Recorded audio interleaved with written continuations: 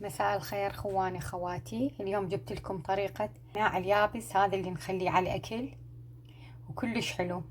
فشلون أنا جبت باقة كبيرة، قطعت الأوراق الكبار قطعتها، وهذاكم عود ما قاصته، هذا الراس الفوقاني الأوراق الكبار الخشنة نيبسها. وهذا عود النعناع راويتكم إياه كان بيه أوراق، شلت الأوراق كلها بس بقى الراس اقصه احطه هنا بالماعون، هذا اغسله واحطه بالثلاجه ناكله. بس هسه هذا الراس اقصه اخليه هنا ويا هذا اللي قلت لكم ناكله. وهذا شو اسوي وياه؟ هسه هذا الاوراق حتى اراويكم الاوراق الكبار طلعت من هاي الطاسه، اغسلها وما انشفها، اغسلها واحطها بالمصفى يتوشل مايها بعدين، بس ما اسويها كلها، قسم قسم حتى يبس بسرعه.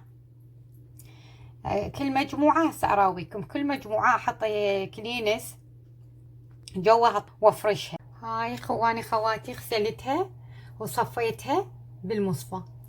وهاي الكمية مالت النعناع سويتها 3 ثلث هسه حطيته على الكلينس بالمايكرويف. هسه أراويكم وهاي ثلثين. شوفوا خواني خواتي شلون فرشته بالمايكرويف.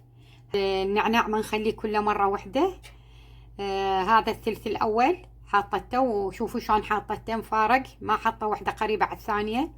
وكلينس طبقتين وفوق طبقه واحده بس. خليه 4 دقائق ومن يطلع نخليه بالصينيه. وشوفوا شلون راح اراويكم اياه شلون راح يصير كلش جاف يعني يابس.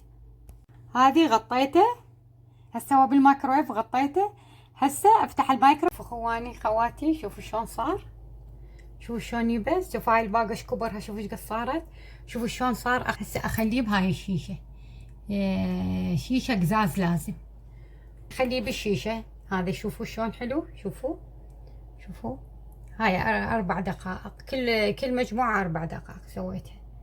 شوفوا بسع صار ويبس. ومن تطلعوه من المايكرويف تحطونه بصينية على ما تخلص المجموعة الثانية.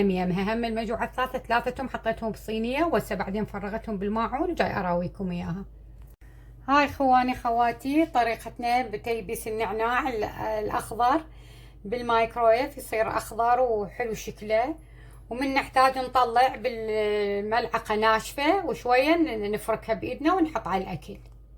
واذا عجبكم الفيديو دوسوا لايك، والما مشتركين يشتركون، وشكرا.